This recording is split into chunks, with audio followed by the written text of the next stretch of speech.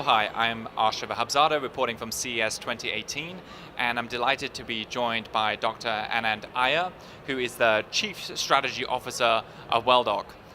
So, outstanding talk, standing room only.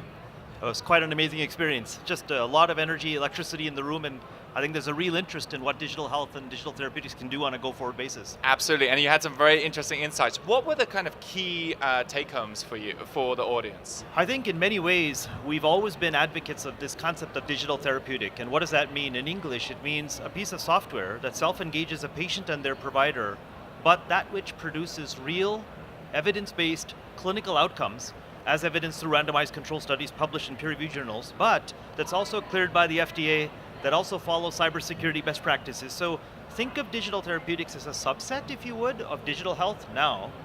In our history to date, we've always demonstrated clinical outcomes in the case of management of diabetes.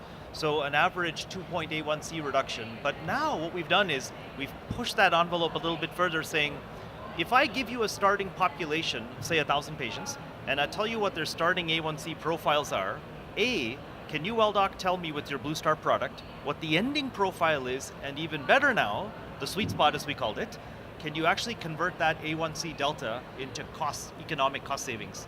So we've had the luxury of working with Truven Analytics, now an IBM Watson Health company, and we've actually been able to demonstrate that with our, not just in clinical trials, but real world data, when you transfer that 2-point average A1C reduction in patients, you're talking about a $254 to $271 per patient per month cost savings. And I think that's the message we wanted to drive home, that says, this is a journey, it's still in its infancy is the honest truth, but we're taking something from digital engagement through validated clinical outcomes now to validated health economic outcomes, which is really exciting. That's an outstanding advancement, because obviously everyone wants to have better clinical outcomes, but we know a lot of the discussion in the healthcare space is about making healthcare more efficient, more affordable.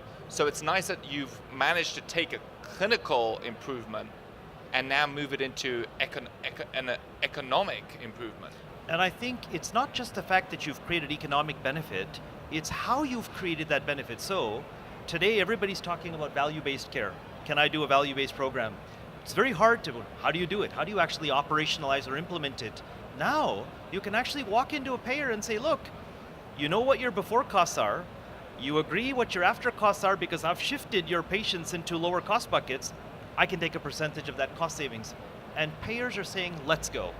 Let's go, let's play, let's dance, because now you've reduced the impedance to adoption, if there's such a term, and they're excited because in many ways, it's less risk for them up front, and you put your money where your mouth is. And the honest truth is, I think in many ways, it's not just for diabetes, I think it's for the management of chronic diseases at large. This kind of approach can be very valuable to move the entire industry forward.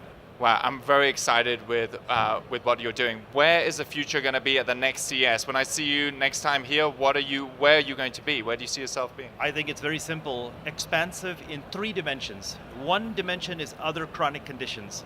So beside diabetes, now you have hypertension, hyperlipidemia, obesity, the triangle of death as I call it, where diabetes is in the middle. The second vector is geography. We're actually now, we've launched a program in Canada, we've launched a program in India. Diabetes, as you know, is a global pandemic. And then lastly, when you think about what we talked about today, which was artificial intelligence and machine learning, we're collecting so much data. Imagine being able to create precise therapy pathways for patients that may not be the immediate response of a doctor, hey, I'm going to put you on metformin, or I'm going to put you on this. If you can now have the opportunity to put them on a precise medication, exercise, diet therapy, that's the future, that's where we're going. That's fantastic. Thank you so much for your insights, Dr. Iyer. All right, thank you so much. Thank you. This is Asha Vahabzada reporting from CES 2018 at the Digital Health Live Summit studio, presented by United Healthcare.